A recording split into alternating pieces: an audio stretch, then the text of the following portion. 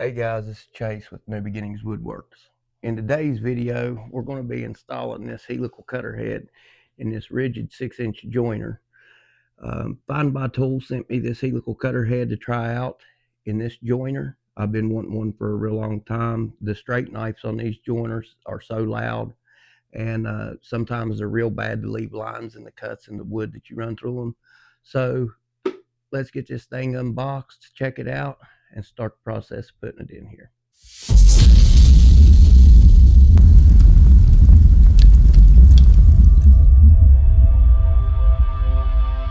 This is the helical cutter head for the rigid JP60101 6-inch joiner, and what it's going to come with is, of course, the helical head. Let's take a good look at this. Man, that thing is solid. Comes with the bearings, comes with their name and your part numbers, model numbers, stuff like that on it. Just by first glance at it, comes with oil on it, so you don't have no rust issues or anything like that, but it looks to be very solid cutter head. Then you'll get, these are the carbide cutters for the helical head. And watch out, if you get one of these and you go to put them on, watch out, because these things are razor sharp. Then here's the screws to attach the carbides. Then it comes with two T-handle wrenches. I'm sure y'all know what them look like. You don't need to see them. So let's get the tools we need to start putting this thing in and start ripping this joiner apart. Okay, before we get started, I want to let you know what tools you're going to need to install the cutter head into this joiner. You're going to need a 14mm wrench. You're going to need a 3mm Allen wrench or hex key, and an 8mm Allen wrench or a hex key, a Phillips screwdriver, and a gear puller. I do not know if this one's going to work or not. We'll find out when we get into it. If you can go to the auto parts store and rent one, you can, the 3-jaw gear puller, I'm sure would be better to use than this, but we're going to try this out and see if we can't make it work.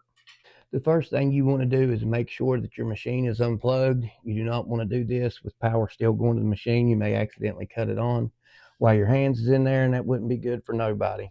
But the first thing you want to do is remove this cutter guard. And mine, I have made this one because the one that was on mine got damaged, so I'm not going to have this. But on the original blade guard, there's a bar that sticks down out of here with a screw that goes in it that keeps it from sliding up. Mine don't have that, but if yours does, make sure that you loosen that Phillips head screw and take it out before you try to take this out. Then there's a spring in here, but this knob, you turn this knob clockwise, let the tension off of it, then you can take it out. Then we're going to come back here. This fence assembly needs to come off. Turn this knob, and there's a T-nut on the bottom. Whenever you're loosening this, put your hand on it. Make sure you don't lose it. Take that out. Take that out. Then this should lift up off here. Do not drop this. This is extremely heavy. If you drop it on your toe, you definitely are not going to be happy. Then we're going to take our 8mm hex key, and we're going to remove this. And take note, you see that this is just a little proud of the joiner table, and what that is for. So whenever this fence is sitting on here and you slide your fence back and forth, the bottom of your actual fence isn't scratching up your table on your joiner. So just keep that in mind whenever you go to put it back on.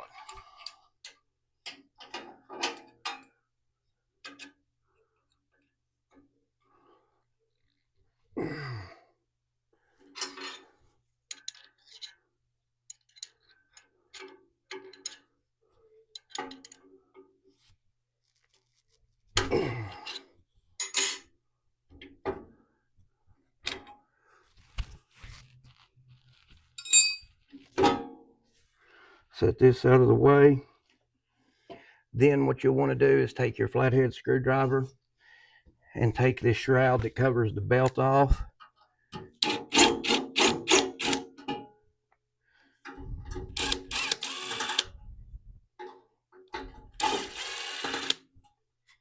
Mine's missing a screw.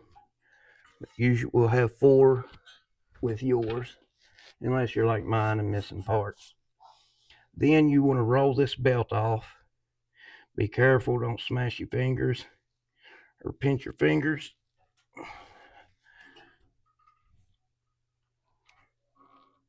And just let that fall. Now that cutter head should be free. And of course,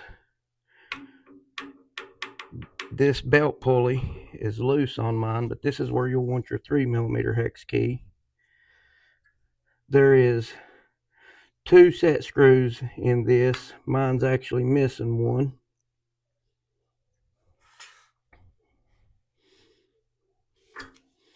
Take that off. And my keyway for that stayed in mine. So just make sure if yours doesn't stay in it, make sure that you do not leave the keyway in this old cutter head. Okay, now what I'm going to do is I'm going to loosen my clamps on my in-feed and out-feed table. And what we're going to do is we're going to bring this down. We're going to bring this one down. And I'm not saying that you have to do this, but it just helps get that cutter head out there and get the new one in. And then we'll take the bolts out to get the cutter head out. Okay, if you look at the front of your joiner and you see this little cutout right here, there's a bolt right here, and this will be the same for the front and the back. But on the front, where this metal plate is here, this bolt, when you get it loose and it comes out, it'll just rest right here on this. The one on the back, when you get it loose, it'll actually fall out. So keep that in mind. Whenever it comes out, it's going to fall and hit the floor. Just make sure that you keep up with it.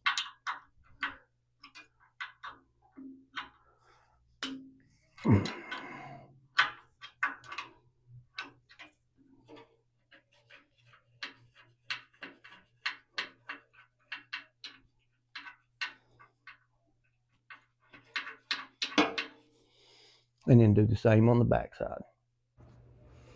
Okay, now that we have the bolts that hold the cutter head and the joiner out, now we can remove it. And be careful, because if your blades in the joiner are still sharp, they will still cut you. And I just want to show y'all something real quick. On these straight knife joiner blades, they're a pain to install and get accurate. So every time you install a set of straight knives in your joiner, there's a whole setup process that you have to go through. If you see this hole and this hole, when you put this blade in here, those are adjustments to adjust this blade up and down like this right here. And if you do not get it accurate, and all of them, both of them blades matching, you'll get a wonky cut out of every pass you take on this joiner. That's one of the main reasons that I wanted to go to the helical head. All right. Okay, now that we got the cutter head out of the machine, these right here will have to come off of here, and you'll have to put these onto the new cutter head, and they may slide off. You may not need a gear puller to get them off of there, but I went ahead and put one on mine just to make sure that it would work. And you can see that's how it works. And you want to keep that, and while you got this off, you want to take and blow out any dust or debris or anything, and put some lubricant on this to clean it up real good. Okay, I got these off.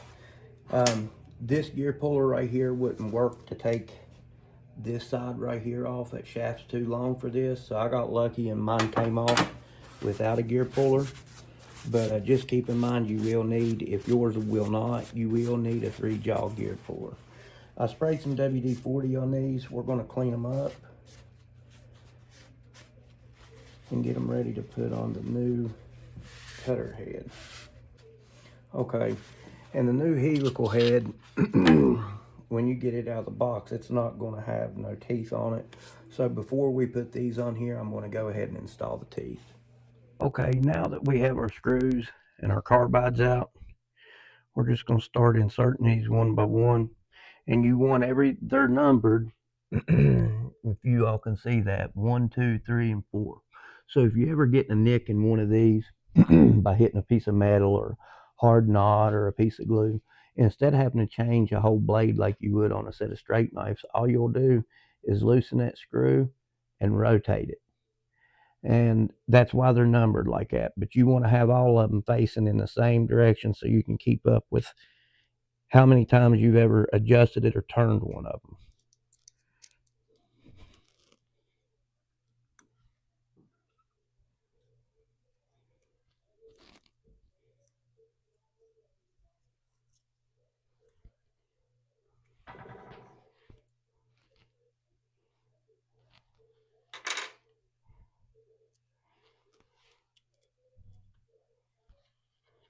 Okay, we have all the teeth installed. That's probably what takes the longest in this whole process. But now that we have the teeth installed, we'll put these back on the bearings. And I've heard some people say that this can be a pain. And then I've heard other people say that it isn't that bad. So let's see. Mine just slid right on. Let's see what this one does. And that one slid right on. So now, and that one just slid right back off. And it doesn't matter, you know, they spin, so it really doesn't matter what position they are. Oh yeah. Okay, we got everything together and ready to put back in. I've seen a lot of people wrap this with tape, and once they get it into place and get the bolts in it, they'll pull the tape off there. I'm pretty sure that I can slide this in with no problems. So we're going to give it a go and see what happens.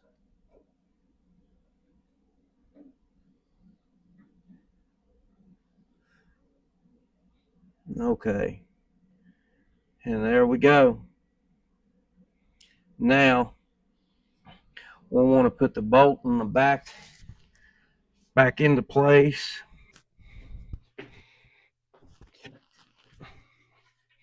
Okay, I had to get a pair of needle nose pliers in order for this to happen correctly.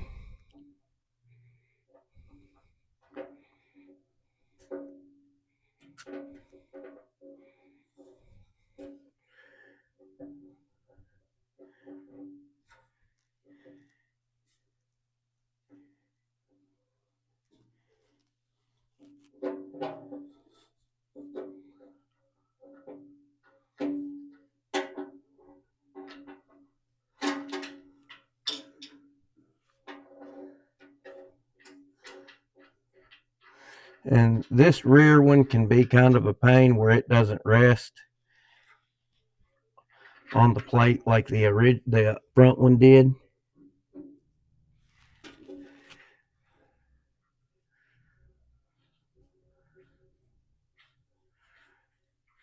But we can get it.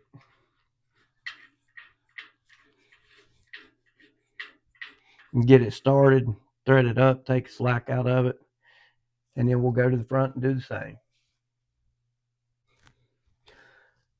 All right. Now we'll put the bolt in the front side.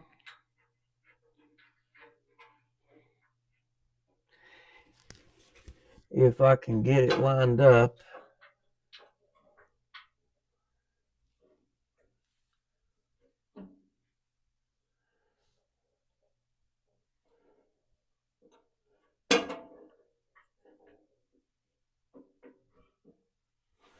I think that's it.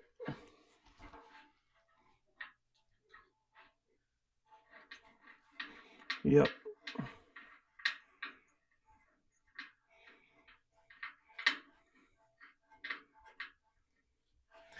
Now, where we left it loose, still want to make sure everything spins right. No catching, no clearance issues.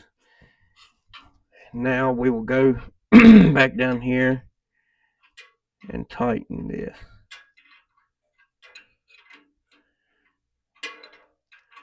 You don't want to tighten this too tight. You don't want to over tighten it, but you want it to be very snug and secure.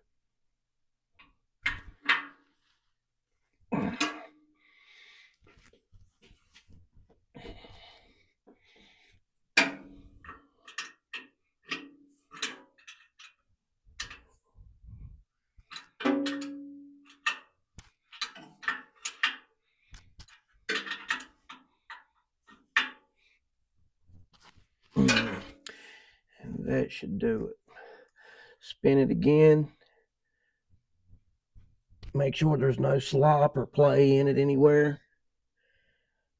And it looks like we are good. Okay, now we'll put this pulley back on in our keyway.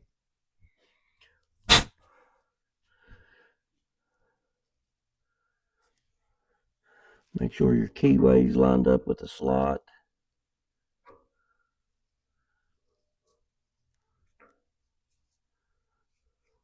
And you do not want to tighten that yet, because when you put your belt on, you want to make sure that both pulleys are in line with each other.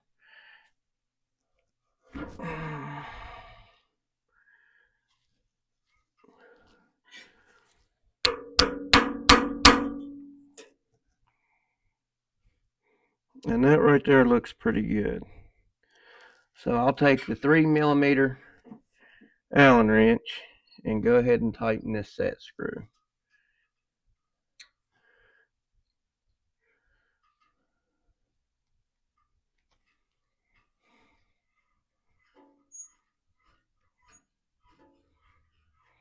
All right, now we can put this shroud back on.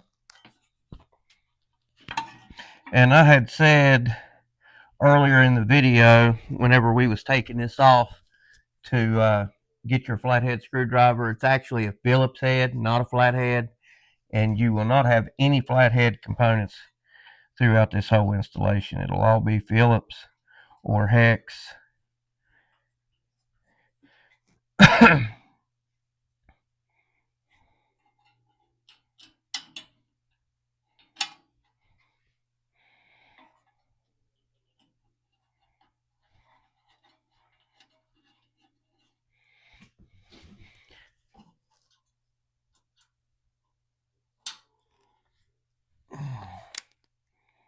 And the same thing with these screws. Just about every screw in the installation, or nut or bolt, you do not want to tighten them so tight that you'll never be able to get them loose again, but you do want them snug enough to where you do not have to worry about anything coming loose on you while the machine is operating. Now we will put this plate back on.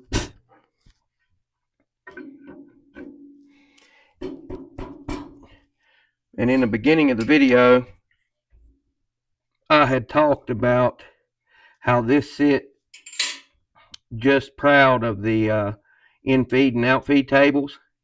You want to make sure that you match that again. It doesn't have to be spot on perfect with what it was when you took it off, and mainly because you just do not want the fence of the joiner scraping or scratching your in-feed or out-feed tables.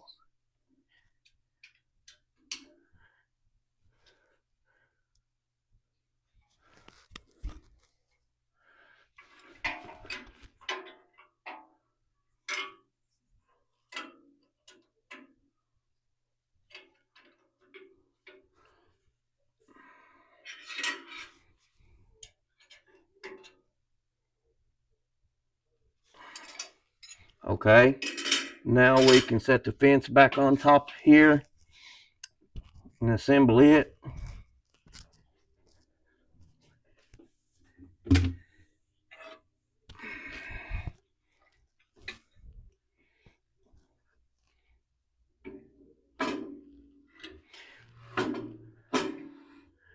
You want to make sure that it slides back and forth without scratching your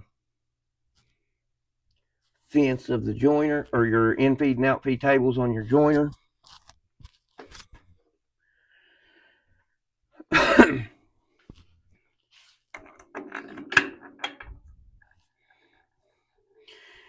This nut right here you'll want to place with them two ears sticking up. You can go ahead and start it by hand. Then once it's started, you want to, there's a slot, you want to put them two ears in that slot and then tighten this down. And then it's solid machine again. Then we'll come over and put our blade guard on, and then we can adjust the in-feed and out-feed tables and fire it up and see how it works.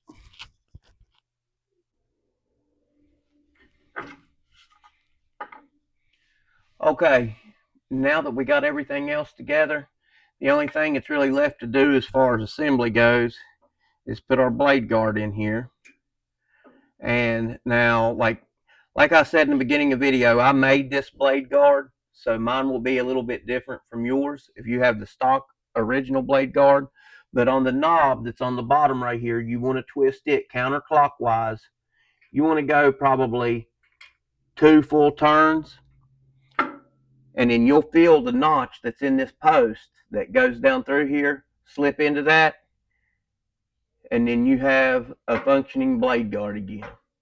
Now we will adjust and set the in-feed and out-feed tables where I had lowered them to where I could have more room in here. We'll adjust them and we'll fire this thing up and see how it cuts. Okay guys, I believe we have everything back the way it was, other than a new helical head being in it. I've got my fence squared up. I have my in-feed and out-feed tables adjusted to the way that I like them. And what I have here is a piece of old rough sawn black walnut. It's, you can see that it definitely is not flat. There's nothing true about it. And we're going to fire this up and run it through and see how it cuts.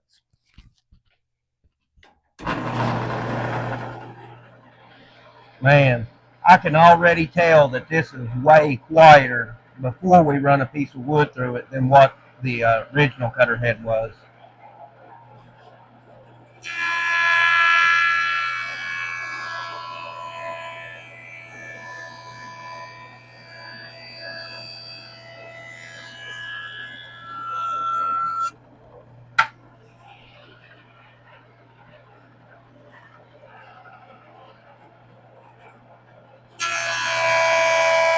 It even cuts way quieter.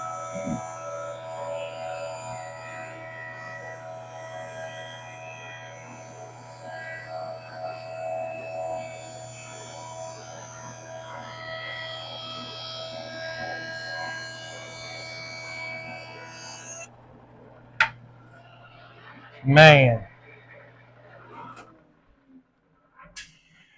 for a piece of wood that was that out of shape on my original straight blade cutter head, I would have had to set my cut so thin, because the straight blade, when you have a blade that's 6 inches wide coming around, you have 3 of them blades just coming around smacking that piece of wood. You have to hold down with way more pressure than what you would with this, and it's so loud, and you just don't feel like you're in complete control of the wood whenever you're pushing it through the cut. With this one, I was able to take a deeper cut, a heavier cut within 2 passes, and I have a smooth face all the way across. We can lay it on this outfeed table. We have no play in it at all. That is completely flat. It cuts way quieter than the original cutter head. All the way around, I give this an A+. This is exactly what I was looking for. But I'll tell you something, the cut is amazing, yes. But for the cost of this helical head, just the noise reduction that comes with this unit, where you have all the individual teeth instead of three straight blades slapping this wood. And that's exactly what it sounds like. It sounds like you have three pieces of steel just slapping this wood as it goes around, as that cutter head spins. That in itself is worth what you'd pay for this cutter head. I know that we have all kinds of different brands of helical heads that you can upgrade your joiners and your planers and stuff like that with. But find by tool, the cutter head that I have in my planer is a Find by Tool. I have the DeWalt 735X with the Find by Tool helical cutter head, and I absolutely love it. I have not one single complaint with it. Now I have the Find by Tool helical cutter head in my joiner, and you know, a lot of people think, well, you're still doing the same thing you was doing before you installed that. No, I would not use to joint edges of boards and stuff. I would use a track saw, or I would use some type of jig on my table saw to get that perfect straight edge, because I did not like the performance that this joiner produced with the straight blade cutter head in it. Now that I have a high quality, top notch helical cutter head in this machine, I will definitely be using it a lot more. And it will expand the size of my builds and my projects, because now I have an actual grade A joiner that I can mill lumber with efficiently. And everybody that works in a wood shop knows that with every project you do, it all starts with milling your lumber correctly.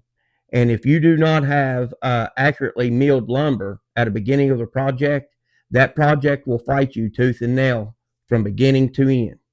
So anybody that can feel the pain that I'm preaching right now will know that having this machine be as efficient and accurate as it is right now is a godsend. It actually takes a weight off of my shoulders. The cut itself, the finish of it on my original cutter head, I don't know if you all, I know you can't feel how smooth that is, but look how smooth that is. Look at the sheen that's on that from a cut on a joiner. So my personal opinion, Find by Tool, you have knocked it out of the park with these helical heads. I'm a very happy camper with this. If you have a planer or a joiner and you're looking for a very high quality and a very affordable option to upgrade your planers or your joiners with, I would recommend the Find by Tool helical cutter heads.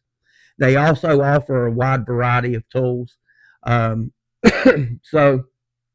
I'll post a link in the description for this particular cutter head. And keep in mind, I know this is the rigid JP60101 6-inch joiner, but when these joiners, this base model like this was made, a lot of these castings for the joiner itself and the cutter head and this fence, they was all made and cast in the same company. So there's several different models. I know Rigid, Jet, Powermatic, and Grizzly are all interchangeable. From right here up, all your cast iron stuff, it is all interchangeable with them models. And there's a way larger list than that. It goes further than that. But I wanted to purchase a Powermatic joiner. And whenever I got to researching it, and I seen that my 6-inch rigid joiner is exactly the same as a Powermatic 6-inch joiner, not a brand new one, but the one back like in the model that year that this model was made, I decided to keep it. Now that I have Find by Tool's helical cutter head in it, I will never get rid of this machine. The only way that I will get rid of this joiner is if I can ever upgrade to a 8-inch or larger. And the first thing that I will be doing to it before I ever run a piece of wood through it is purchasing a Find by Tool helical cutter head to put in it. So make sure you check out the link in the description if you're looking to upgrade your planer or your joiner to a helical head cutter head. And I hope you like this video.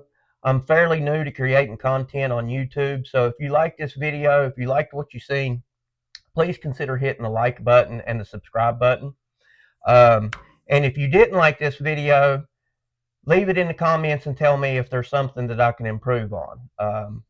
I want to be here to produce as much enjoyable content as I can for you all, and any help that you could throw my way would be much appreciated.